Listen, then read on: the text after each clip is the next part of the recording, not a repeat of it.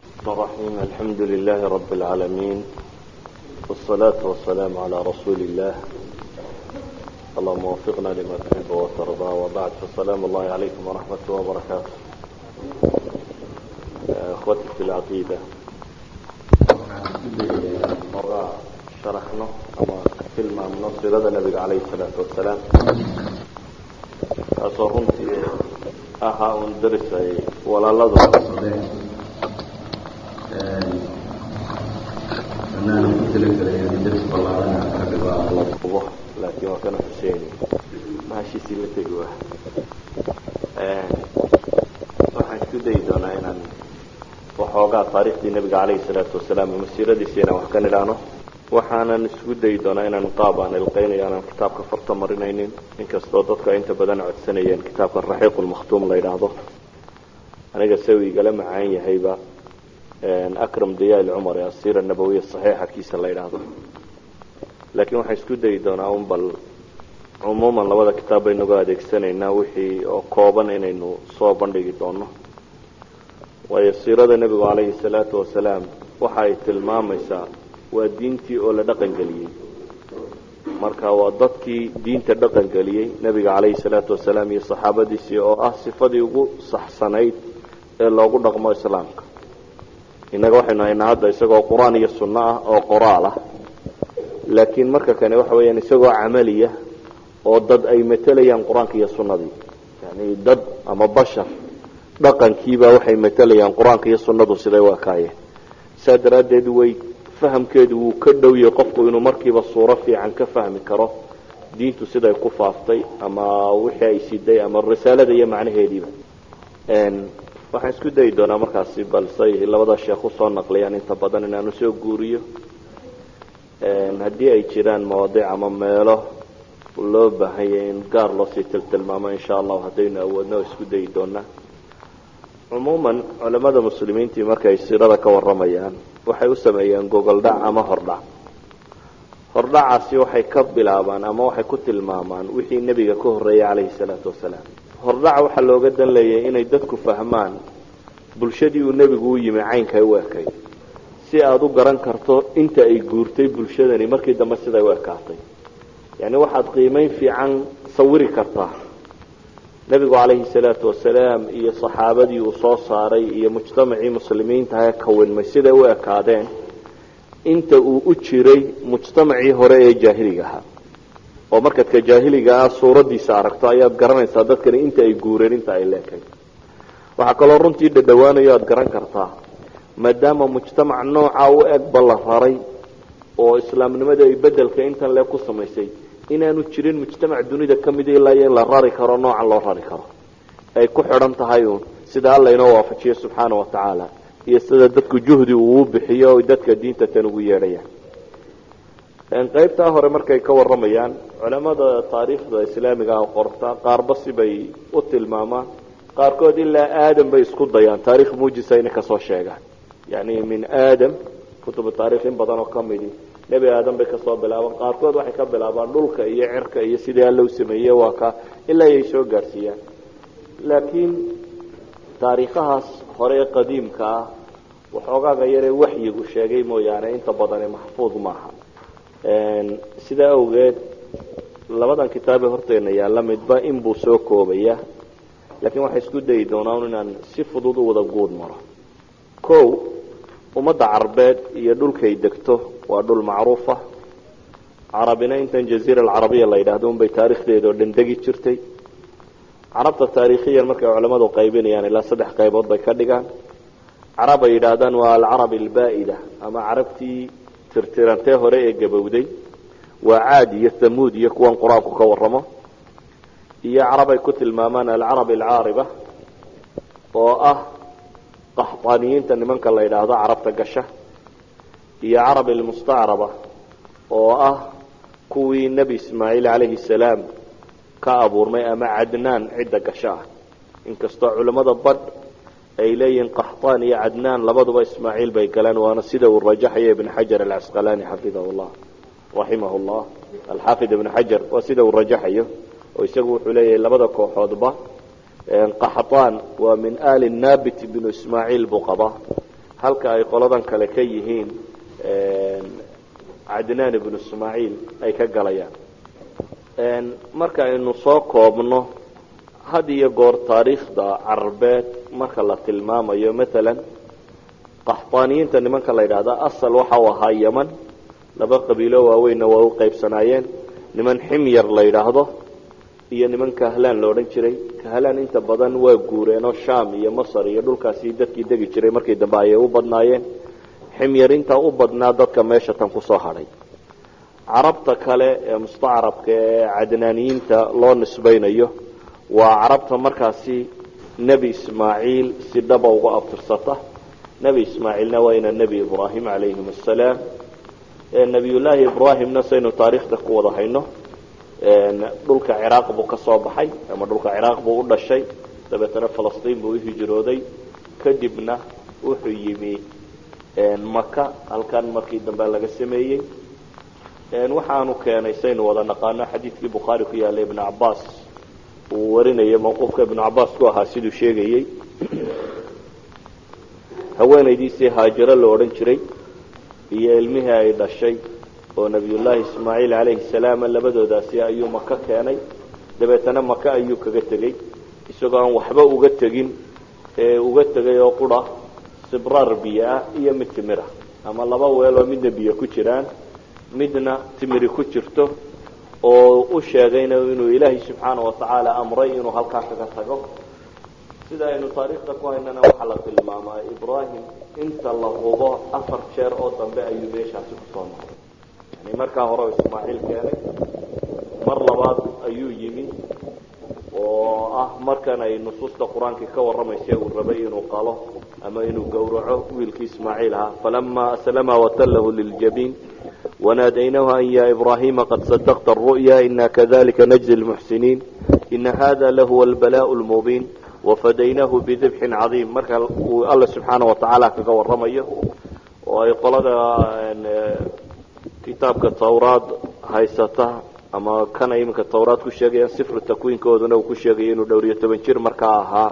nabiyullaahi ismaaciil. mar labaadkii uu ku soo noqdayna waa markay axaadiistu ka warramaysaa inuu yimi oo dabeetana u yimi isagoo nebi ismaaciil ka maqan yahay gurigiisii oo gabadhu qabay uu ugu yimi. dabeetana uu weydiiyey xaalkooda iyo siduu yahay oo ay sheegatay markaasi in dhib badan ay haysato, nolosha ay cidhiidhi ku tahay, oo yidhi waa tegayaa inankaygii fariintaa gaadhsiiya. waxaad ku tidhahdaa aabbaha wuxuu ku yidhi catabada albaabka ama kaabada guriga iska bedel ayuu ku yidhi aabbaha. nebi ismaaciilna markii uu yimi ay gabadhii u warrantay wuu fahmay aabbihii warkii uu uga tegay oo ahaa gabadhan iska sii daa, mid khayr badan maahee. dabeetana waa iska sii daayey. waxaa kaloo riwaayaadka xadiidku sheegayaan mar kale inuu ismaaciil yimi nebi ibraahim mar saddexaad inuu kusoo noqday dhulkaasi. markaa saddexaadna wuxuu yimi isagoo ismaaciil gabadh kale uu guursado, tii hore uu furay. gabadhii kale markuu la hadlayna ee uu xaalkooda weydiiyeyna waxay ku tidhi waa fiicannahay, iyana fariin buu u faray oo wuxuu ku yidhi waxaad ku tidhahdaa inankaygii waa tegayahay, isagoo maqan markana buu yimi oo safar buu jiro. wuxuu yidhi fariin labaad xaafadadaadana yani gabadhan hayso waraa buu uga tegey. mar afraad bay taariikhdu sheegaysaa, taariikhda sugan ee lahaye axaadiistiiyo qur-aanka oo ah markuu kacbada dhisayey. uu ismaaciilna nin weyn ahaa, isaga iyo ismaaciil markay kacbada dhisayeen 4 jeer bay yidhahdaan buu nebi ibraahim kusoo noqnoqday meesha iyo markaa hore uu kaga tegey. taariikhda carabeed cumuuman markaaynu tilmaamno nebigu calayhi salaatu wasalaam dee wuxuu ka tirsan yahay siduu axaadiista saxiixa ayba ku sugnaatay. ilaahay wuxuu doortay buu yidhi nebi ibraahim, ibraahimna wuxuu doortay wiilkiisi ismaaciil ahaa, ismaaciilla kanaana laga doortay, kanaanana quraysh baa laga sii doortay, qurayshna reer banu haashim baa laga doortay, reer banu haashimna anaa layga doortay buu nebigu lahaa calayhi salaatu wasalaam. markaynu taariikhda carbeed cumuuman eegno waxay iska koobnaayeen qabaa'il bay ahaayeen. 3 meelood baa iyada boqortooye ka jiri jirtay, boqornimo loo caleema saaro. 3 meelood ayay iyaga ka jiri jireen. waa boqortooyadii yaman ka jiri jirtay ee gabowday, boqortooyada yaman oo waktiyo kala nooca soo martay. taariikhaha laga sheegaana runtii taariikho saa usii sugan maaha, laakiin ilaa 4 boqortooyo oo kala dambeeyay baa la sheegaa oo midba muddo intaasoo qarniya intay socotay inay tirtirantay kuwa ugu dambeeyuun Yaman waa Himyar qabiilka la oran jiray oo kamid ah qaxtaaniyiintaasi tay lahaan jireen boqortooyadoodii macruufka ahayd ee lahaan jireen boqortooyinka uu sii dambeeyay oo cilmiga taariikh ay ku sii tilmaamaan inay ahaayeen kuwii markaasi ugu dambeeyay ee ka jiri jiray wadanka Yaman oo la soo gaarsiiyay inay yihiin kuwii ay ka dhasheen markaa duunawaasna la oran jiray yahuudi marka mid intuu qabsaday in Najraan oo Kristan ahaan jirtay lagu laayay way culimada qaarkood u nisbeeyaan inay tahay sababtii ay ku soo degtay qutila asxaabi al-ukhdud an-nar ذات الوقود على كل حال marka soo duubno Yaman boqortooyo ka jiri jirtay Hira meesha la yiraahdo Iraq kamidana boqortooyo ka jiri jirtay Shaamna boqortooyo ayaa ka jiri jirtay Hijaaz iyadu marnaba boqortooyo caynkaasi kama jiri jirin imaarooyin baa ka jiray baa la iska yiraahdaa laakiin boqortooyo rasmi kama jirin marka aynu soo qabanno magaalada Makka oo ahayd magaalada aynu oran karno ee taariikhda islaamiga ku weyn una baahan waxoogaa yar inaynu ka sheegnayo qaab nololeedkeedii markii saynu wada naqaano waa magaalo ku ooli jirtay meel buuraleeya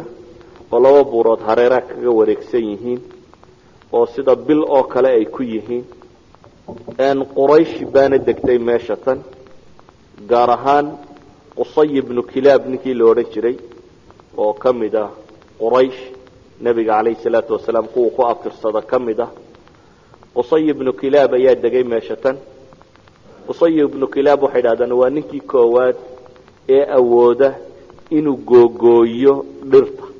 dhirta Kaabada iyo meesha xaramka ka baxda lama gooyn jirin dadkuna inaan la gooyn bay u haysteen haddana sharcigu saasoo qaba laakiin Qusay ibn Kilab waqtigiisii gooyay baa la yiri markuu googooyay ayuu dabeetana soo dajiyay xaramka gudihiisii markaas buu Quraysh u kala tilmaamay meel ay kala degdegto oo inay xaggan deg in kala xaggan dajiyay in badhan u dajiyay Quraysh maal qabeenkeedii dadkeedii hantiilayda ahaa inta badan Batha oo Makka ayay degi jireen Batha oo Makka waa inta godan baa la yiraahdaa ee Kaabaduna ay agteeda ku taalo marka aynu eegno Makka iyo maamuladeedu say si kala dambeeyeen akhiran waxa qabsaday nimankaasi Quraysh la yiraahdo oo waday ka yahay ninkaasi la yiraahdo Qusay ibn Kilab hareeraheedana waxa deganaa qabaa'il kale oo ay ka mid yihiin Kanaana oo ay ka tirsantay Quraysh waa laf kamida qabiilkaasi Kanaana la yiraahdo Quraysh markaasi waxay noqotay dad isku dayay in ay tijaaro adeegsadaan baac mushtar ayuu ahaa awoodooda ugu weyni magaalada Makka la yiraahdana si fiican ayay u dageen qabaa'ilkii hareeraha ka deganaana waxay la galeen heshiisyo nabadgeliyeed dabeetana tijaaro ayay samaysteen marna u baxda Shaam iyo Iraq marna xaggan Yaman u baxda waxay u fakareen tijaaradoodaasi say u suurto gali lahayd dabeetana waxay u sameeyeen wax ilaaf la yiraahdo oo ah wadooyinka ay tijaaradoodu sii marto inay la yeeshaan qabaa'ilka dega heshiisyo nabadgelyo la galaan isla markaasi inay wax cashuur oo kala ah oo ay ilaaf u bixiyeen inay ka siiyaan isla markaasina inay adeegsadaan xataa nimanka madaxda ah ee qabaa'ilkaasi u madaxda ah tijaaradooda inay saham ka siiyaan sheer inay kala qayb gali karaan inay siiyaan si tijaaradooda ay u socoto camalkaasi mesela heshiisyada la galayay ee ku saabsanaa tijaarada Quraysh ay xooga ku noqotay ninka isna sameeyay waa Hashim ibn Abd Munaf oo isna kamid ah awowiyadii nabiga kaleey salaatu wasalaam yaani Qusay waa awowiyadii hore ee nabiga kaleey salaatu wasalaam oo ninka Quraysh ma ka dajiyay tijaaradooda tan ninka isugu xidhayna waa Hashim ibn Abd Munaf oo isna kamid ah nabiga kaleey salaatu wasalaam awowiyadii tijaarada yaani iqtisaadka markaynu soo duubno wuxuu u salaysnaa koow qayb tijaaro yahay sanaacada ama farsamada waxa la yiraahdaa aad bay ugu yaray waxoogaa hubkay samaysan jireen iyo dhariyaha iyo waxoogaa sariiraha iyo guryaha waxa caynkaasi kamida in xoola raacataana way lahaan jireen iyo in ugaarsada laakiin asaaska dhaqaaleed ee Makka lagu deganaa waxay ahayd magaalo tijaareed magaalo baac mushtar bay ahaan jirtay maadaama ay magaalo baac mushtari ahaan jirtay baac mushtarkana asal uu yahay nabadgelyo quraysh waxay ahaan jirtay meel degan meeshay degantahay maka ahi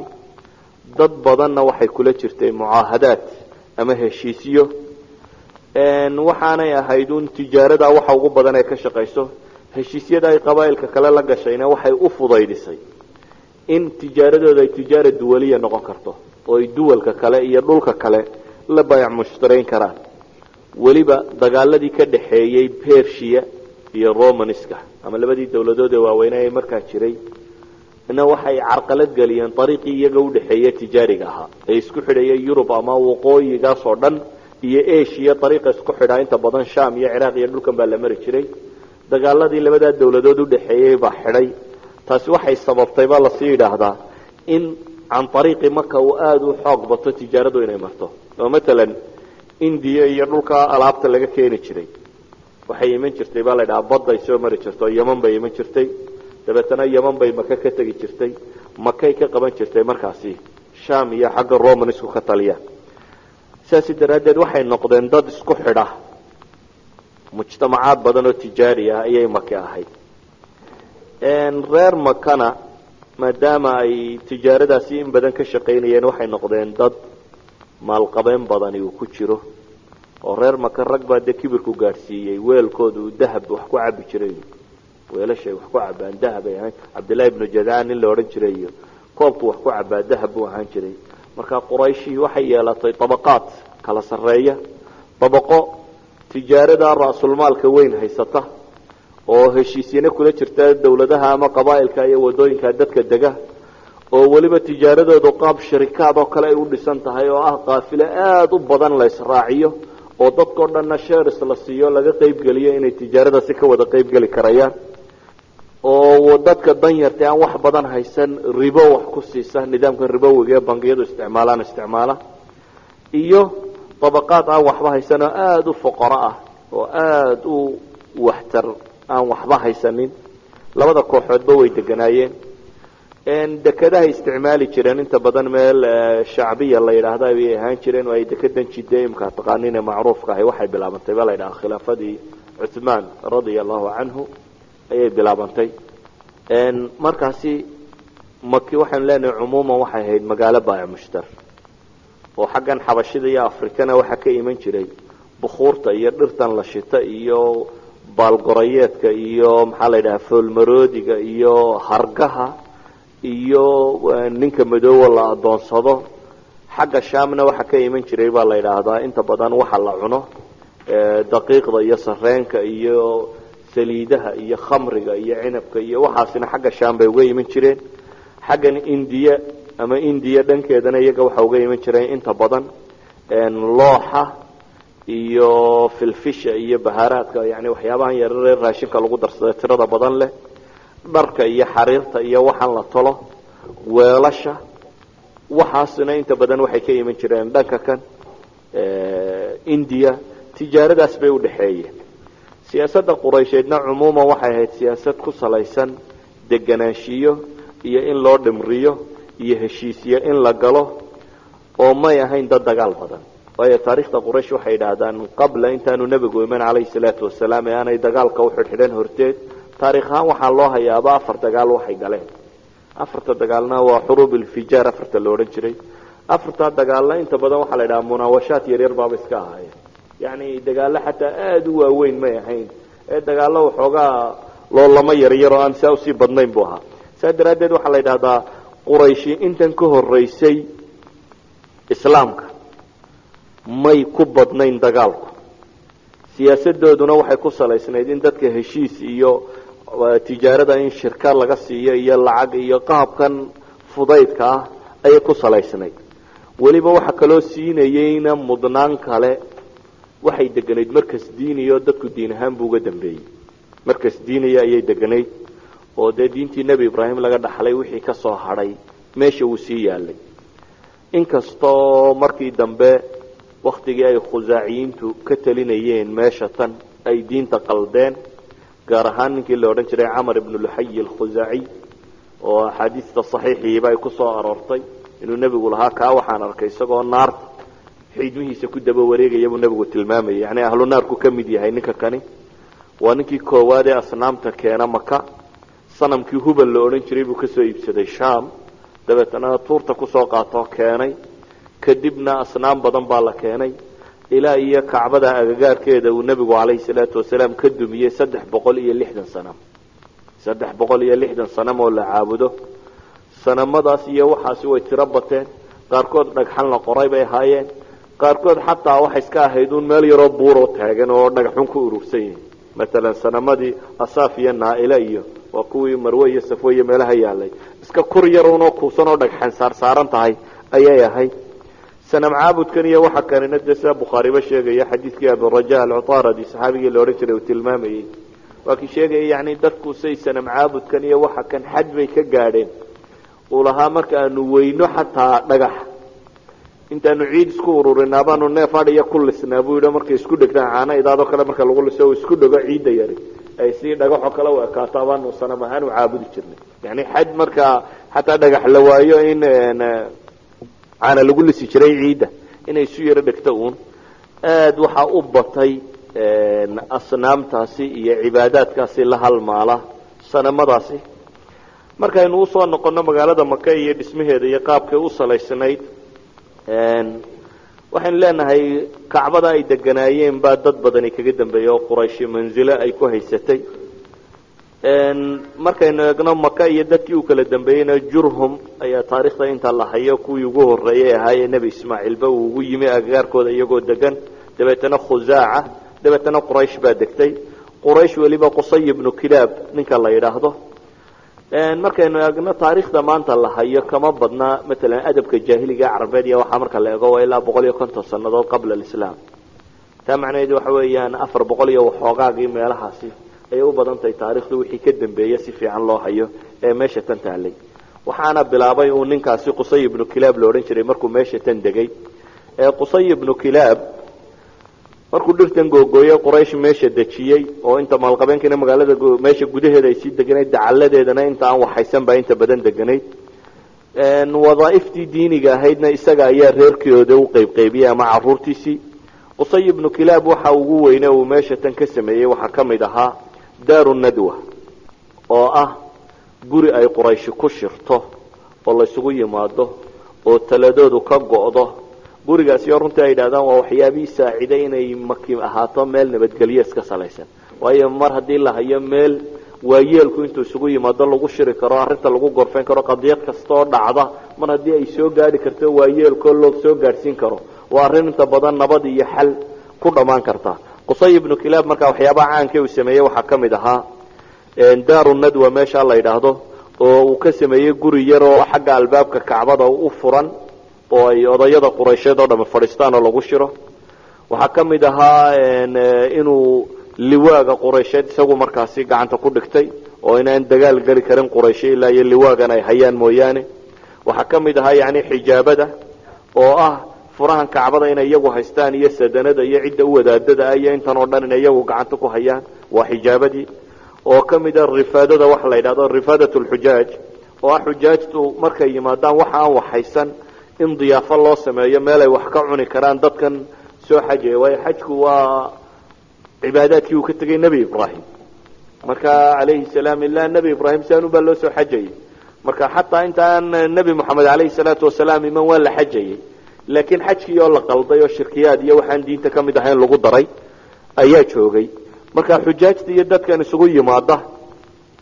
ayuu wuxuu u samayn jiray diyaafa meel xawd ay ka cabaan oo biyo uu u macaaneeyo timir iyo zabiib uu ugu daro iyo cunno la siiyo wuxuu u sameeyey yani siqaayat lxaajka rifaadada xijaabada waxaasoo dhanna isaga gacanta ku hayay baa la yidhahdaa iyo caruurtiisii qaar ka mida buu gacanta usii geliyey maalan daaru nadwaha uu sameeyo kale baa la yidhaha albaab bay lahayd xagga masjidka kacbada usii jeeda waa meeshii umuurta dagaalka iyo nabadda iyo waxaasoo dhan lagu go-aamin jiray waa meesha ay ku samayn jireen cuquudoodii maalan wixii heshiise ama guur ha noqoto ama heshiisyada dhaqaale iyo waxaan la kala baac mushtarka socda ha ahaato waxaana fadhiyi jiray baa la dhaha mala-ulqowm madaxya waaweynta reerka nin 40 ka yari ma fadhiisan jirin bay sheegaan culamada taariikh markay ka warwaramayaan daaru mashhuura bay ahayd runtii qusay ibnu kilaab ninkaa la yidhaahda quraysh ka tirsanaa magac weyn buu ku yeeshay quraysh dhexdoodii caadaadkii iyo dhaqamadii iyo wixii uu gooyay qurayshna diin bay ka dhigteenba in sidooda loo raaco aan waxba laga qasin ama ha noqoto siduu ugu qaybqaybiyey arrimahaasi maamulka ah ama ha noqoto wixii caadiya dhaqan uuga tegey tolkii waxay ka dhigteen uun wax diin oo kale ah oo sideeda loo ilaaliyo gaar ahaan nimanka odayada ee quraysh ninkaas wixii uu go-aamiyey iyo go-aamadii waagaa la qaatay sideeda ayaa loo qaatay isaga dabadiina waxaa soo baxay runtii rag ka mid ah abnaadiisii ama dadkiisii ou ka mid yahay hashim ibn cabdimunaaf oo uu ka mid yahay almualib ou ka mid yahay cabdilmualib ou ka mid yahay aba aalib oo dhammaantood aan odhan karno un waxay sii kala dhexleen inay sii haystaan wixii uu aabahood ka tegey ee ku saasiibnaa qadiyadaasi maamulka maalan hashim ibn cabdimunaaf ibnu qusay yani qusay waa awowgii waa ninkii bilaabay heshiisyadana in lacag loo qoro dadkan wadooyinka ee tijaaradooda ay martaan ee ilaafka waxaan loo bixiyey ee ka dhigay tijaaradii quraysheed inay noqon karto mid duwaliya oo ka baxsan meeshan yaroo dhan waana ninkii u qoday baa la idhaha ceelal badan buu u sameeyey reer mako ay ka cabaan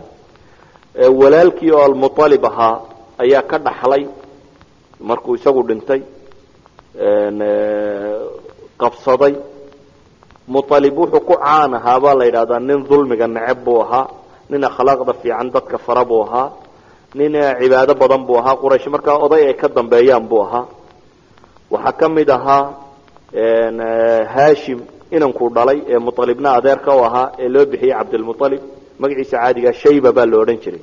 oo waxaa la yidhahdaa hashim ayaa qabtay baa la yidhaahdaa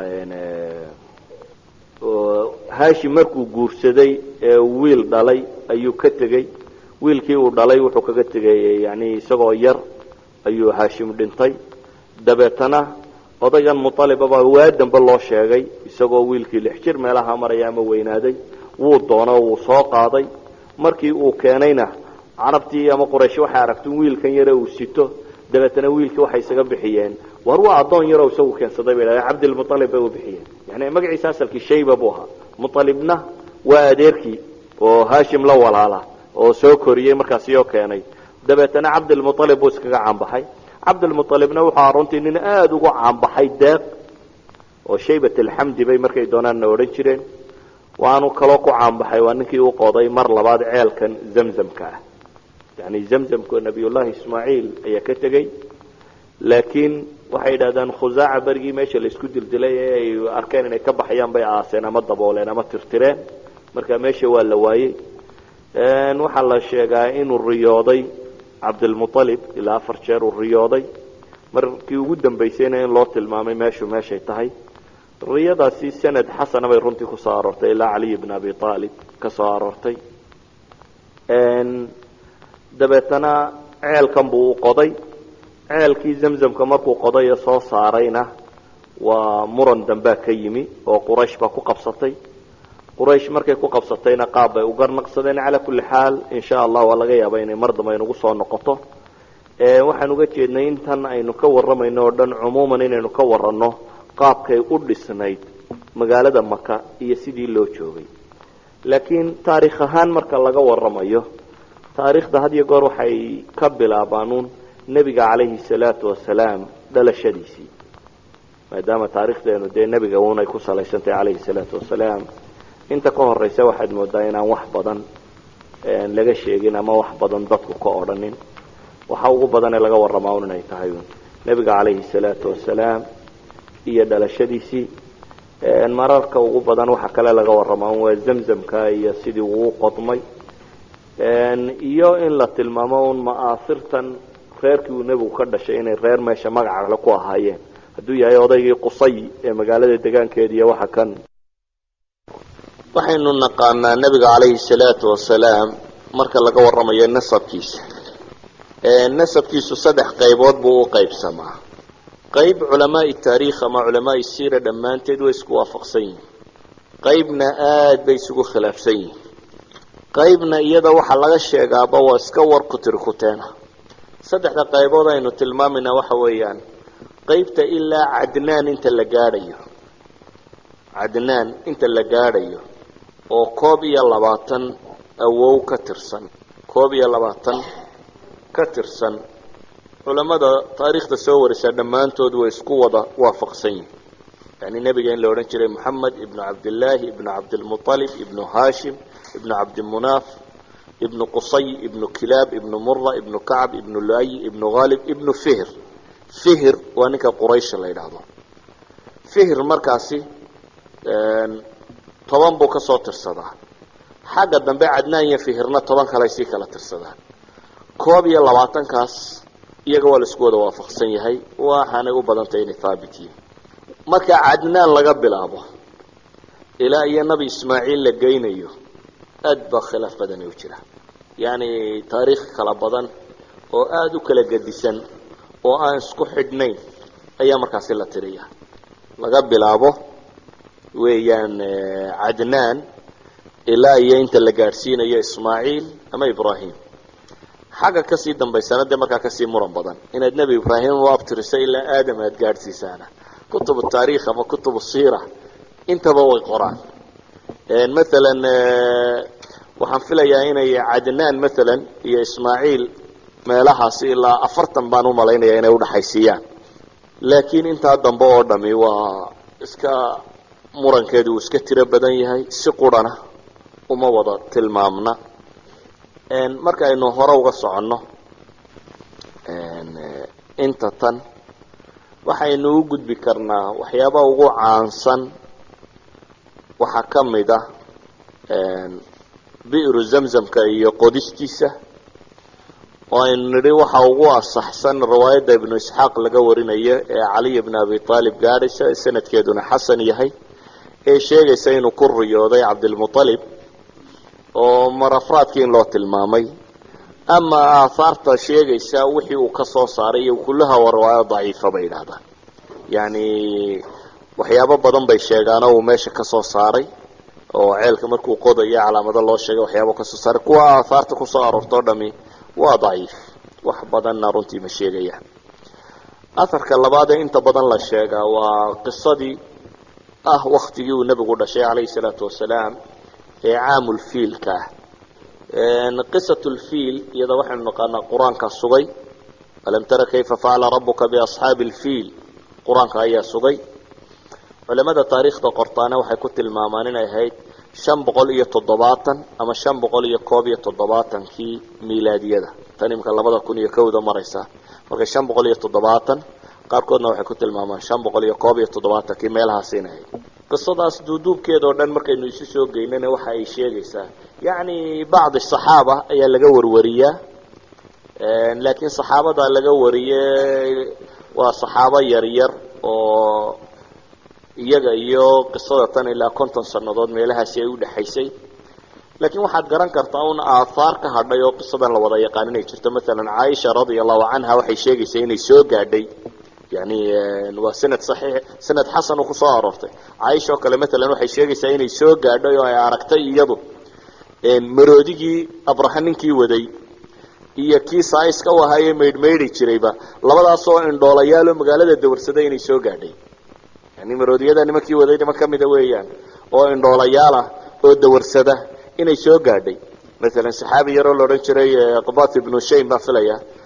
isna wuxuu sheegayaa inuu soo gaadhay inay hooyadii tustay isagoo yar oo caruura hooyadii inay tustay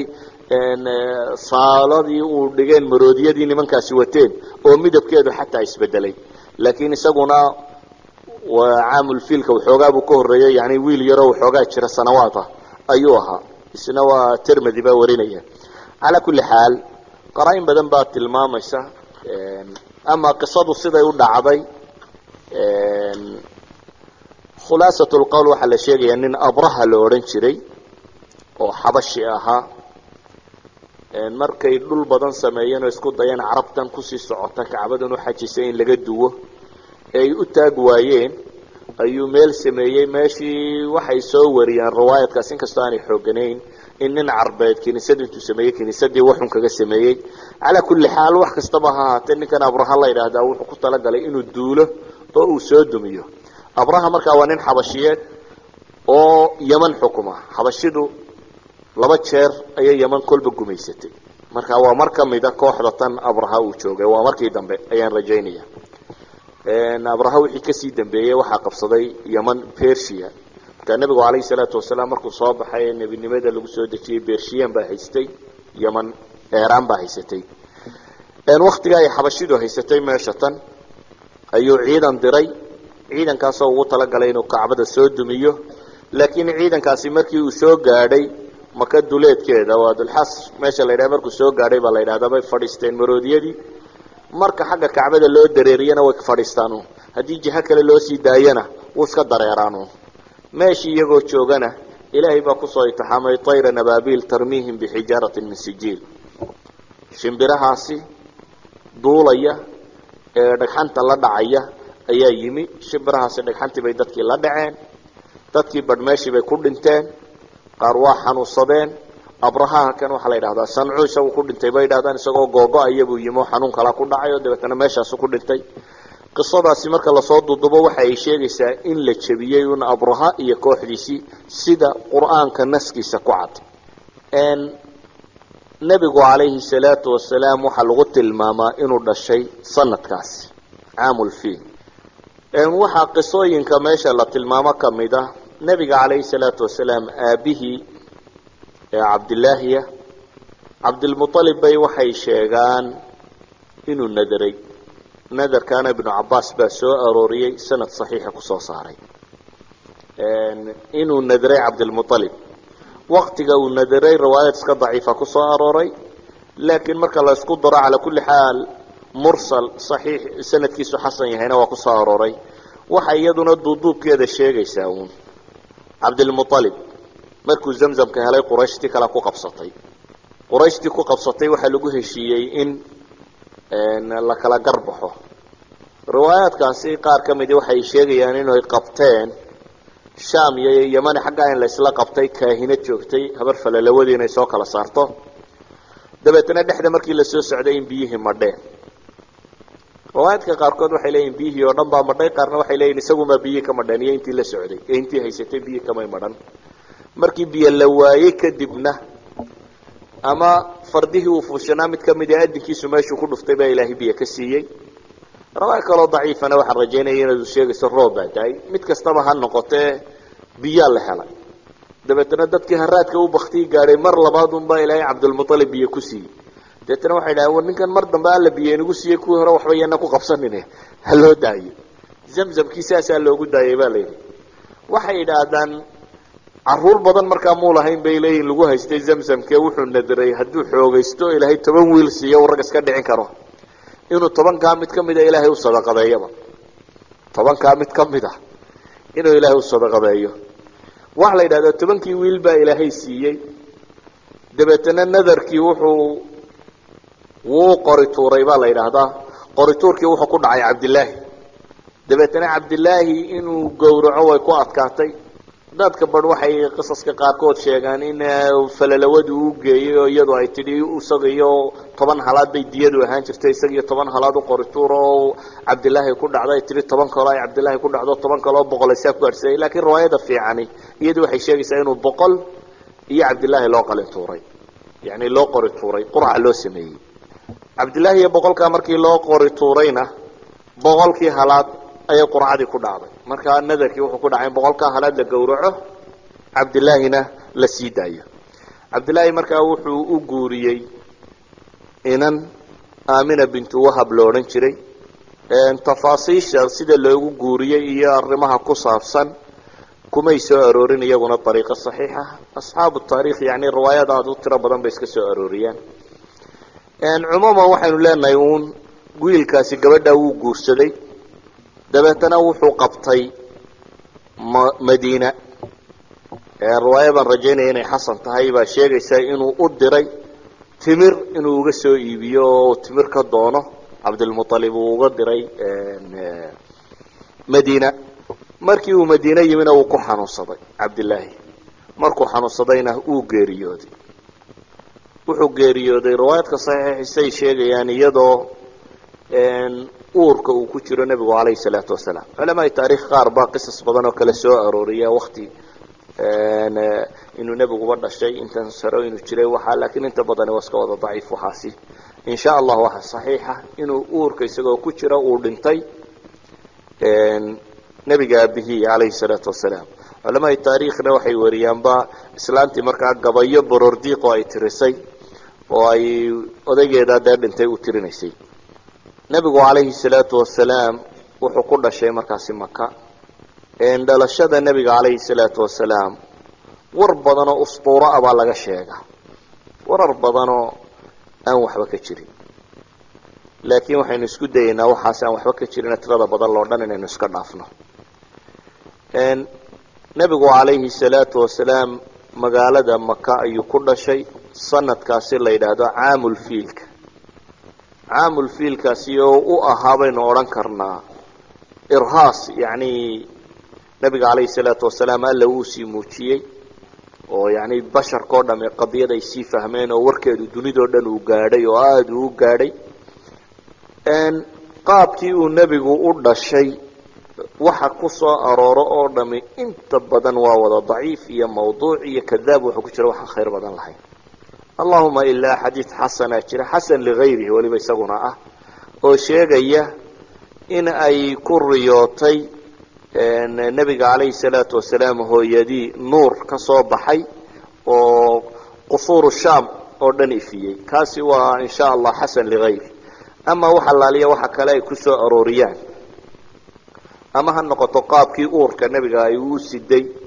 oo wuu fududaayo kanbuu ahaa iyo waxaan may dareemi jirin iyo waxaasoo dhami waa iska uun waxaan sanad badan ama xoog badan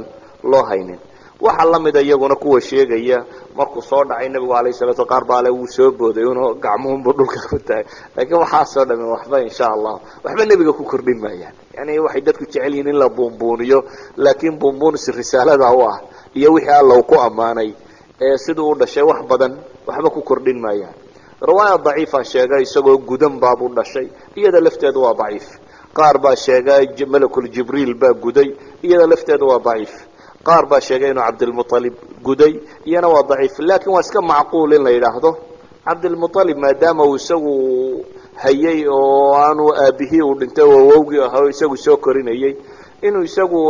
gudo oo xanaaneeyo oo taasi waxa macquul oo sida caadiga ah waafaqsan ama waxa kale la sheegayo oo dhami waa wada daciif waxba kama jiraan waxa kaloo lamida waxyaabaha axaadiista daciifka tirada badan leh ama mawduuca kadaabinta badani ku jiraan lagu soo arooriyo jin baa yeedhiyey oo wax sheegay ama sanamadii iyo macaabidii wathaniyiintao dhan baa daadatay ama boqortooyadii kisre iiwaankeedii baa soo dhacay ama buxayradii yareeye saawo la odhan jiray baa biyo laga waayey ama dajla yani wax badan bay sheegaan laakiin kullu haadihi wax ka soo qaad ma leh saasi daraaddeed waxaasoo dhan waa iska dhaafaynaa waxaynu ku daynaynaa inuu nebigu dhashay calayhi salaatu wasalaam hooyo ilmo caadiya siday u umushayna in loo umulay in nebigu calayhi salaatu wasalaam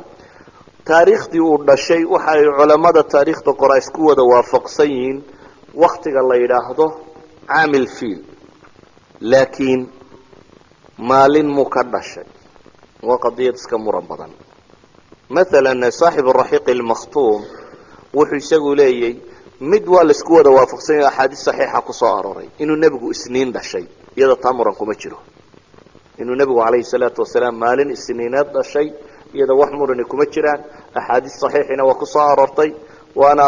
saas bay ku sugan tahay sanadkaasi caamulfiil inuu dhashayna waa inta badan culamada taarikhda waa isku wada waafaqsan yihin laakiin goormay ahayd waxa mashhuura oo aada u caanbaxday oo dadku inta badan uu haystaa inay tahay 12kii rabiicul awal waa sida ugu mashhuursan laakiin wax ku asaxay ma jiraan ibnu isxaaq ayaa soo arooriyey 12kii rabiicul awal inay tahay ibnu isxaaqna sanad sugan kumuu soo aroorin dhalashadaasi nebigu calayhi salaatu wasalaam inay 12keeda ahayd alwaaqidi oo aada uga sii daciifsan isagu wuxuu soo arooriyaa inay ahayd 10kii rabiicul awal abu macshar asindi ninka la yidhaahdo oo culamaa ilxadiid agtooda isagana daciifka ah inkastoo ay dhahdaan basiir buu fi lmagaazi ku ahaa sidaa waaqadiyo kale isna wuxuu soo arooriyey labadii rabiicu lawal. saaxibu raxiiq almakhtuum wuxuu isagu qaatay maxmuud baasha alfalaki wadaadka la yidhaahdaa taxqiiqiisa sida uu ku sheegay oo ah waxay baadheen isniintu meesha ay kaga dhacayso rabiical awalkii sanadkaa ku beegnayd, dabeetana waxay idhahdeen isniintaasi waxay ku beegnayd 9kii rabiicul awal. qoladaasina iyagu waxay ku tagtay iyagu aan taariikh ahaan daliil soo aroorinaynin, soo waxay aroorinayaan ay tahay uun min xayta taariikh isniintaasi goorbay ku beegmaysay ayay eegeen maalmahaasi, dabeetana waxay qaateen inay ku beegmaysay 9kii rabiicul awal. dhankan kale marka la sheega bay idhahdeen waxay ku beegmaysaa 20kii ama 22kii ibril 571 sida uu qirayo weeyaan moxamed sulayman almansufuri. isku soo duuduub waxaa loo badan yahay inuu rabiicul awal qaybteedaa hore wakti ka mida dhashay nebigu calayh salaatu wasalaam, laakiin bidabdi midi ma jirto. walidalik raggan mawliidka wadwadaya waxa kani meelaa laba hubin bay u mawliidsanayaan, yani in mawliidsato waxaa ka horeysa inaad maalintii inay tahay in la garto. laakiin waxay ahayd haddii sunno la rabo in isniintaa sunno ahee la soomo kaasaa ku filan. yani nebigu calayhi salaatu wasalaam marka la eegayo maalan qadiyadda mawlidka ku saabsan dhalashada ku saabsan muu tacdiiminin tii ku saabsanayd taariikhda maalintay ka ahayd ee waxaa la weyneeyey maalinta toddobaadka maalintay ka ahayd. idan haddaad rabto nebiga calayhi salaatu wasalaam weynayntiisii wuxuu nebigu weyneeyey maalintuu dhashay oo isniina. mawlidkeenu inta badan isniinba kuma beegmo, mar jimcaynu mawlidnaa, mar khamiis baynu mawlidnaa, laakiin asalku waxa weeyaan in la mawlido unbay ahayd maalin isniineed. isniintuna waa inaad soonto, qaabka loo mawlidaana waa kaati. qaabka uu nebigu jideeyeyna waxa weeyaan in maalinta isniinta ee wiig walba ku jirta inay sunno tahay in la soomo, wahada yakfiina. ama wax laaliya waxaan kale soo aroora isagu wax badan oo sanad ah ma laha. waxaa timi nebiga calayhi salaatu wasalaam markaa uu dhashay ciddii naas nuujisay, hooyadii mooyaane yaa kale naas nuujiyey. xadiidka saxiixahi wuxuu ku soo arooray marka hore inay naas nuujisay thuwayba gabadhii la odhan jiray oo ahayd gabadh addoona oo uu leeyahay adeerkii abilahab ninka la odhan jiray ee nebiga calayhi salaatu wasalaam kuwii colka ahaa markii uu nebinimada nebiga la siiyey. markanuu nebigu yaraaye dhashay un dee inaan adeerkii dhalay unbuu u arkayo waa buunbuuninayey. markaas gabadh addoona uu lahaa oo ilmo dhashay oo naas nuujinaysa ilmaheediibuu u keena uu yidhi naas nuuji, waana gabadhaasi tii naas nuujisay xamsena. walidalik baa nebiga calayhi salaatu wasalaam iyo adeerkii xamse naas nuujinta walaalay ku ahaayeen. xamse iyo nebi moxamed calayhi salaatu wasalaam naas nuujinta walaalay ku ahaayeen oo labadaba waxa wada naas nuujisay thuwayba islaantaa la odhan jiray. waxaa timi xaliima sacdiya. qisada dheer ee ay soo arooriyaan asxaabu siira sanadkeeda muran badan baa ku jira, culamo badanina way diidaa sugnaanteeda. laakiin waxaa sugan kolleyba in nebiga qabiilkaa reer bani saacada la yidhaahdo iyo islaanta xaliima sacdiya la yidhaahda inay naas nuujisatay iyadoo ay sugantay.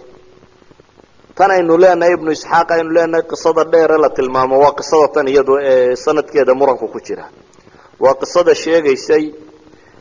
in wakti abaareed ay ahayd oo iyadoo abaar tiro badan ay iska jirto ay gabadhani dumar kale soo raacday, dameer yaroo ay lahayd ay soo fuushay, dameerkeeda tamar darri daraaddeed kolba loo joogsanayay. kadib ay maka yimaadeen, ay isku dayeen inay ilmo ay naas nuujiyaan inay helaan. waayo carabta caadadeeda waxa ahayd maadaama maka ay magaalo ahayd ahlu xadar oo reer magaala, waxay odhan jireen carruurtu si ay caafimaad fiican u heshay magaalada laga saaro baadiyaha kusoo koraan, caanahana baadiyaha kusoo cabaan. waxay u arki jireen carruurtu markay baadiyaha kusoo kobocdo inay adadkaato ay fiicnaato oo kuwa magaalada inay ka wanaagsan tahay. saas daraaddeed carruurta inta badan baadiyaha loo diri jiray. islaamaha baadiyaha ee naaskoodu irmaan yahayna naaskooday ku xoogsan jireen oo intay magaalooyinka yimaadaan bay kuwa tujaartu dhashay iyo carruurahaasi meelaha ay odhan jireen keen ilmaha kuusoo naas nuujisiy oo kuusoo koriye. dabeetana waa lagu maal siin jiray, xoolaa lagu siin jiray. qisada ibnu isxaaq siduu soo arooriyey wuxuu leeyahy markii ay magaalada yimaadeen ee dumarkii carruur soo wada helheleen, moxamed waa la wada dhaafaya baa la yidhi calayhi salaatu wasalaam. waayo inan yaroo aan aabba lahayn awowbaa waxoogaa ku siin doona waa iska nin aabihiin nooliyey baa la daydayanayay saasi daraaddeed waxay leeyihiin waa la iska wada dhaafdhaafay magaaladii baan soo marmaray bay leedahay wax la dhaafdhaafo aan kan dhaafnaba markii aan wax kala soo waayey ayaan sidhi bay tihi dee faramadhnaan hala noqonine haatan wuxuun kusii faralaabo markaasaan iska soo qaatay bay tihi agoonkan yare awowgii leeyahay hala soo naasnujiye saasaan kusoo qaatay bay leedahay sidii baa kusoo baxday laakiin waxay sheeganaysaa markaa iyadu wax badan inay ka aragtay naaskii bay nuujisay oo dabeetana naaskii iyadoo aan waxbaba cunin unbuu iska dararaayo isaga iyo kii yaraayo kale la jaqayayba uu ka tiro batay oo xoolahoodii baa ilaahay u irmaaneeyo caanihii iyadoo abaara oo xataa reeruhu yidhaahdaan dadka kale war maxaa halka reerkani xoolaa daajistay idina u soo daajin weydeen waa lala soo daajiyaa un dadka kale oo waxba kuwooduma soo faa'iidaan ee uun islaantan xoolaheedunbaa darara barakaadkaa tirada badan le adigu nusuusta sheegtaa waa ma xoog badna sanad ahaan ma xoog badna culamaduna wax badan bay ka sheegaan laakiin in ay xaliimi naas nuujisay iyadu way sugantay xaliima sacdiya islaanta la yidhaha inay naas nuujisay riwaayaadka sheegaya axaadiistu waa sugan yihin insha allahu tacaala intii ay islaantan uu la joogayna nabiga calayhi salaatu wasalaam waxaa dhacday mucjisadii laabtiisa dilaacinta ah nabiga calayhi salaatu wasalaam axaadiista saxiixa iyaduna waxay sugaysaa 2 jeer in jibriil uu qalay mar waa markii israa walmicraajka marna waa markan uu yaraa markan uu yar yahay ee uu qolada tan la joogay xaliima sacdiya gurigeeda uu joogay waxa ay nusuustu sugaysaa in nabiga calayhi salaatu wasalaam oo ciyaal kale la cayaaraya sida xadiiskii saxiixu muslimkaba ku yaalay inuu jibriil u yimi isagoo ciyaal kale la cayaaraya dabeetana jibriil inuu legday inuu dabeetana laabtiisa dilaaciyey in qalbigiisa wadnihiisa lasoo saaray wadnihiisa dabeetana calaqa xinjir yar inuu ka soo gooyey xinjirtaasi inuu yidhi waa xadu shaydaani minka waa qaybta shaydaanu nafta ku leeyahy yani qof kastoo bini aadama malaguna waa la xidhiidhaa shayaaiintuna waa la xidhiidhaa lama khayrka lagala xidhiidha iyo mid sharka lagala xidhiidhaa jira kaa sharka lagala xidhiidha markaa nabiga isaga laga saaray calayhi salaatu wasalaam jibriil markaa wuu qalay wuxuu ka soo saaray wadnihiina calaqadaa yar xinjirtaa yar buu ka tuuray dabeetana wuxuu ku sheegay inay tahay xaddu shaytaani mink wuu maydhay tusdi dahaba oo maa u zamzam ay ku jiraan ayuu ku maydhay dabeetana uma la'amah dib buu isugu geeyey meeshiisii buu ku celiyey serjarigaasi ama qalliinkaasi waxaa sameeyey malakul jibriil axaadiis saxiixaana ku sugan inuu jibriil u sameeyey qalitaankaasi carruurtii yaryaraydna waa carartay markaasi oo islaantiiba u tageena waxay yidhaahdeen wiilkii yaraa la dil oo dee waxay arkeen halkaa isagoo lagu legdayey waa markii dambe islaantii soo carartayna waxay u timi nabiga calayhi salaatu wasalaam oo midabkiisii isyaro bedelay ille waa nin qalliin lagu sameeyey dabeetana anas ibnu malik oo xadiidka warinaya wuxuu leeyahay tolmadii raadkeeda waan ku arki jiray buu yidhi nabiga calayhi salatu wasalam anas waa ninkii wiilkii yaraa ee u shaqayn jiray nabiga calayhi salaatu wasalaam markii uu nabigu u hijrooday madiina 10 sanadood oo madiina joogu nabiga khaadimu ahaa anas ibnu malik saxaabiga la yidhahda markaa wuxuu leeyahay nabiga waan ku arki jiray buu leeyahay halkii uu ka tolay malakul jibriil khaydka waan arki jiray buu yidhi meeshaas xaliima sacdiya markii ay aragtay in wiilkii dee arrimahan in ay kusoo kordheen bay u cabsatay dabeetana way soo celisay masaladaa sheegaysa inay u cabsatay musnadu imaamu axmed bay kusoo aroortay laakiin sanadka ayaa laftiisa wax laga yaro tilmaamaa nin baa la yidhaha muddo lasoo cancaneeyey baa ku jira in sha allah sanadku waa xasan haddii ninkaa cancanadiisa oo tasriixa la helo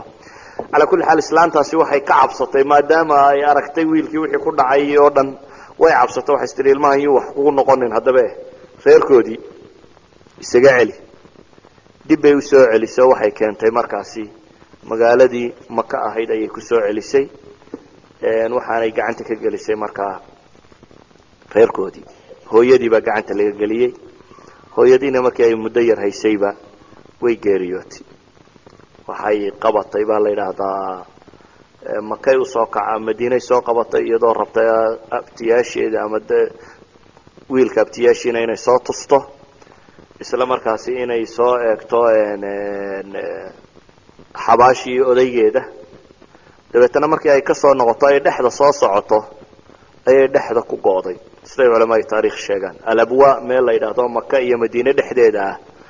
ayay nebiga calayhi salaatu wasalaam hooyadiina ku dhimatay halkaas waxaa ka soo qaaday gabadhii khaadimada oo ahayd waayo nebiga markii aabihii dhintay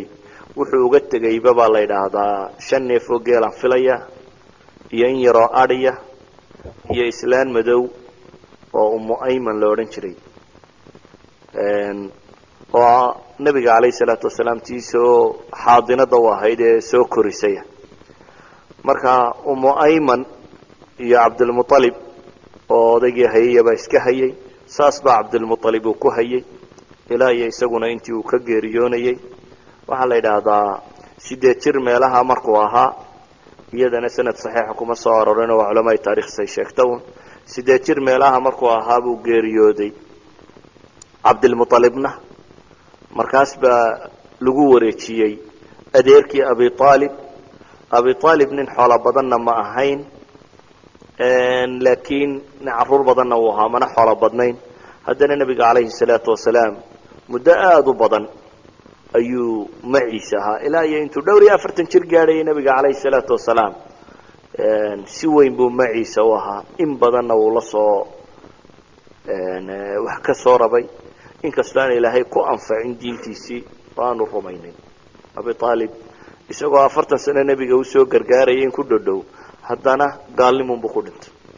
walidaalika buu nebigu calayhi salaatu wasalaam wuxuu markii u dambaysay uu dhimanayay waa ku lahaa kelimo aan ilaahay aakhiro wax kugu weydiiyuun dheh laa ilaaha illa allah ku dheh markuu is idhaahdo laa ilaaha illa allah dhana habaarqabi abijahl oo meesha fadhiya ay yidhahdaan waad ceeboobaysa ma maanta ad inanka yar raacday adigoo quraysh odaygii ay daba fadhiday ee saatan oo halkaasuu u saaray kadibna gaalnimadiibuu iskaga dhintay waana kuu nebigu lahaa calayhi salaatu wasalaam cid gaala ah oo nebigu uu shafeeci doono isagaa jira laakiin shafeecadiisu ma noqonayso mid naar lagaga saare waxaa naarta kulule weyn baa laga geynayaa iyo waxaa loo geynayaa naar yar oo aan 2 kabood oo naara loo gelinayaa laakiin waa 2 marka loo geliyo buu nebigu yidhi madaxiisa yani daxdax min annaar ilaa qoobka naar joogta un adigu ama kaba noqoto ama wax laga noqotee ayaa la gelinayaa laakiin taasaa madaxiisu ka fakfakhlaynaysa xagga sare waa cadaabkaasoo abi aalib gelaya noocaasiya idan ninkii gaalnimo ku dhintaa aabbahay baa sheekh ahaan jiray iyo adeeraday baa awliye ahaa waxba ku heli maysid haddana adigu mid khayr qaba aan noqonin walidaalika baa qur-aanku wuxuu kaloo inoo tilmaamayaaba de nebi wiilkiisu ahlu naarka ka mid yihi nebi nuux soo qur-aanku inooma sheegayo wiilkiisii u taag waayey oo lahaa warkaalay aniga soo raaco doonta soo raaco lahaa buurtan ka fuulaya ayaa iska tag qur-aanku wuxuu kaloo inoo sheegayaa nebiyo haweenkooda ay ahlu naar noqonayaan xaasaskoodu markay raaci waayeen oo waa ka imra'atu nuux وامرأة لوط كانتا تحت عبدين من عبادنا الصالحين فخانتاهما فلم يغني عنهما شيئا وحكالو عكسي القرآن كوينو شيغيا هوين إلهي الرميي الرقود قالاها يقول جنة القلية وامرأة فرعون إلهي آيات كاسكا والرمية إذن أبي طالب با مدسو هي أبي طالبنا قصص بدن baa laga sheegay intuu nabiga hayay calayhi salaatu wasalaam laakiin maadaama aanan u haynin riwaayaad saxiixa insha allah iyana iskaga boodayna waxa inta la raaciyaa waa tagistii uu nabigu isagoo dhowr iyo 10 jir ah u tagay buxayra oo raahib iyo wixii lamid ah insha allah halkaas inuu barka bilaabi doona wallahu a'lam billahi tawfiq wallahu a'lam billahi tawfiq wallahu a'lam billahi tawfiq wallahu a'lam billahi tawfiq wallahu a'lam billahi tawfiq wallahu a'lam billahi tawfiq wallahu a'lam billahi tawfiq wallahu a'lam billahi tawfiq wallahu a'lam billahi tawfiq wallahu a'lam billahi tawfiq wallahu a'lam billahi tawfiq wallahu a'lam